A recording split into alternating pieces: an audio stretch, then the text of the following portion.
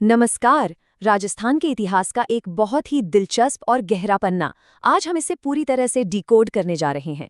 अरावली की पहाड़ियों में छिपा एक ऐसा किला जिसे जीतना लगभग नामुमकिन था, रणथंभौर दुर्ग। चलिए बिना किसी देरी के इस ऐतिहासिक सफर पर चलते हैं और समझते हैं कि ये किला इतना खास और अभेद्य क्यों था।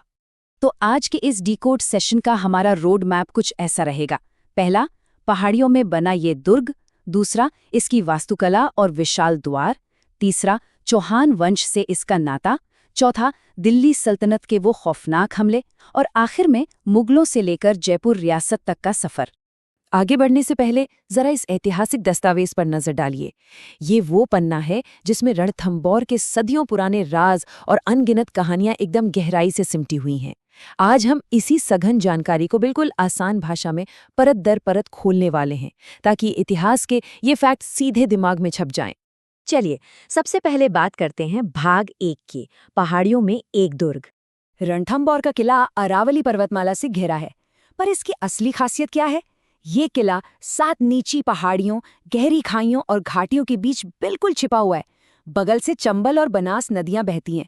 अब सोचिए, ये बना तो एक ऊंचे शिखर पे है, लेकिन इसका कैमोफ्लाज या छलावरण इतना गजब का है कि जब तक आप बिल्कुल इसके दरवाजे तक न पहुंच जाएं, ये दूर से दिखता ही नहीं है। कमाल का नेचुरल डिफेंस है ना। और इसी प्राकृतिक सुरक्षा को देखकर मशहूर इतिहासकार अबुल फजल ने क्या खूब लिखा है।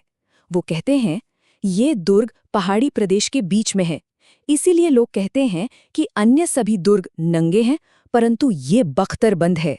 बख्तरबंद यानी जिसने लोहे का कवच पहन रखा हो। बिल्कुल सटीक बात है। जरा सोचिए, उस दौर में इस कवच ने हमलावरों के कैसे पसीने छुड़ाए होंगे। अब आते हैं भाग 2 पर, वास्तुकला और भव्य प्रवेश द्वार।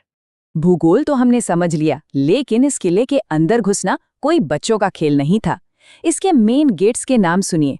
नौलखा दरवाजा, हाथी पोल, गणेश पोल, सूरज पोल और त्रिपोलिया, जिसे अंधेरी दरवाजा भी कहते हैं। एकदम विशाल और भारी भरकम। आप खुद इमेजिन कीजिए, किसी भी दुश्मन सेना को इन मजबूत दरवाजों को तोड़कर अंदर घुसने में कैसी लोहे के चने चबाने जैसी मेहनत करनी पड़ती होगी। और जब एक बार इन दरवाजों को पार कर लें तो अंदर का नज़ारा एकदम भव्य है। यहाँ आपको हमीर महल और रानी महल जैसे खूबसूरत पैलेस मिलेंगे। एक बहुत ही शानदार 32 खंभों की छतरी है, जिसे न्याय की छतरी या जैत सिंह की छतरी कहा जाता है। और हाँ, यहाँ का त्रिनेत्र गणेश जी का मंदिर तो पूरे देश में मशहूर है। पानी की भी कोई किल्लत नहीं थी। पद्मला तालाब और रनिहाड़ जलाशय जैसा बेहतरीन वाटर मैनेजमेंट सिस्टम यहाँ मौजूद था।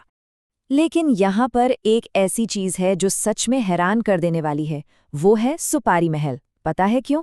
क्योंकि पूरे राजस्थान में ये इकलौता ऐसा महल है जहाँ एक ही जगह पर मंदिर, मस्जिद और गिरजाघर यानी चर्च तीनों एक साथ मौजूद हैं। मतलब वास्तुकला के साथ साथ ये सांस्कृतिक समन्वय और सहिष्णुता का कितना बेहतरीन और अनोखा उदाहरण है। तो अब हमारे मन में ये सवाल उठना लाजमी है कि आखिर इतने अभेद, बख्तरबंद और सांस्कृतिक रूप से इतने अमीर किले को बनवाया किसने था। चलिए वास्तुकला से थोड़ा आगे बढ़कर इसे बनाने वालों के इतिहास में चलते हैं। भाग 3, चौहान वंश का उद्गम। अच्छा, रणथंभौर के नाम के पीछे की कहानी बड़ी दिलचस्प है। इसका असली नाम रणस्तंभपुर था। अब इसे डिकोड करते हैं। रण उस घाटी या पहाड़ी का नाम है जो किले के ठीक नीचे है, और स्तंभ उस ऊंचे पहाड़ को कहते हैं जिस पर यह शान से खड़ा है। तो रण और स्तंभ मिलकर बने रणस्तंभपुर, जो सदियों के साथ लोगों की जबान पर बदलते बदलते आज का रणथंभौर बन गया। अब इसे बनवाया किसने? इस पर हमारे ऐतिहासिक दस्तावेज 2 अलग-अलग थियरीज बताते हैं। पहली थियरी मानती है कि इसे 8वीं शताब्दी के आसपास चौहान शासक जयंत ने बनवाया था। वहीं दूसरी थियरी का कहना है कि इसका निर्माण 944 ईस्वी में सपालिदिक्ष के राजा रणथंभन देव ने करवाया। खैर, सच जो भी हो, दोनों ही बातें ये पक्का कर देती हैं कि इसकी नींव बहुत ही प्राचीन है। लेकिन इस किले की कहानी में असली ट्विस्ट आता है 1192 ईस्वी में। तराइन के दूसरे युद्ध के बाद पृथ्वीराज चौहान तृतीय के बेटे गोविंदराज ने रणथंभौर की गद्दी संभाली, और बस यहीं से ये किला चौहान वंश की ताकत, शान और शौर्य का एक बहुत बड़ा केंद्र बन गया। अब बढ़ते हैं भाग 4 की तरफ, दिल्ली सल्तनत के हमले। जैसे जैसे किले की शोहरत बढ़ी, वैसे वैसे दुश्मनों की नजरें भी इस पर गड़ने लगी।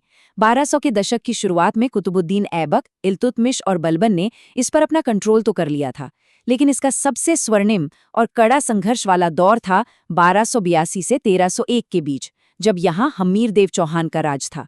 1292 में दिल्ली के सुल्तान जलालुद्दीन खिलजी ने पूरी ताकत से इस पर हमला बोला, पर वो इस किले का बाल भी बांका नहीं कर पाया, बुरी तरह फेल हुआ।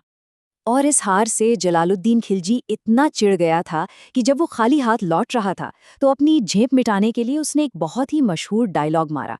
उसने कहा, ऐसे 10 किलों को भी वो मुसलमान के एक बाल के बराबर भी नहीं मानता है। ये तो वही अंगूर खट्टे हैं वाली बात हो गई ना। लेकिन सच तो ये है कि ये कोट अपने आप में चीख चीख कर बता रहा है कि ये किला दुश्मनों को कितना फ्रस्ट्रेट कर देता था। पर कहते हैं ना, समय हमेशा एक सा नहीं रहता।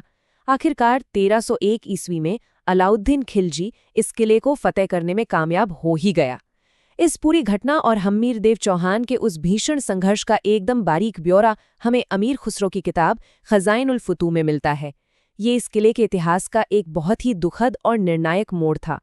और अब हमारा आखिरी हिस्सा, भाग 5, मुगलों से जयपुर तक।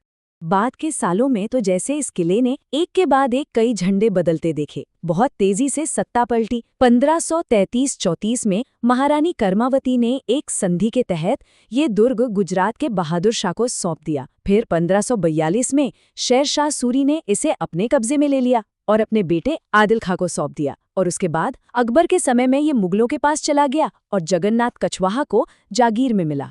अब मुगलों के दौर में आते आते इस किले का रोल ही एकदम बदल गया। जो किला कभी एक अभेद्य सुरक्षा कवच था, वो अब मुगलों की एक हाई सिक्योरिटी रॉयल जेल यानी शाही कारागार बन गया। इसकी अहमियत इतनी थी कि जहांगीर और औरंगजेब जैसे बादशाहों ने इसे सीधे अपने कंट्रोल में रखा। हाँ, बीच में शाहजहां ने थोड़े वक्त के लिए इसे अपने खास सामंत विट्ठलदास गौड़ को जरूर दिया था। और फिर आता है इस सफर का आखिरी चैप्टर। मुगलों का राज जब कमजोर पड़ा तो जयपुर के महाराजा सवाई माधो सिंह प्रथम के समय में उनके एक सामंत अनूप सिंह खंगारोत की कोशिशों से ये किला जयपुर रियासत का हिस्सा बन गया और फिर भारत की आज़ादी तक ये मजबूती से जयपुर के ही पास रहा।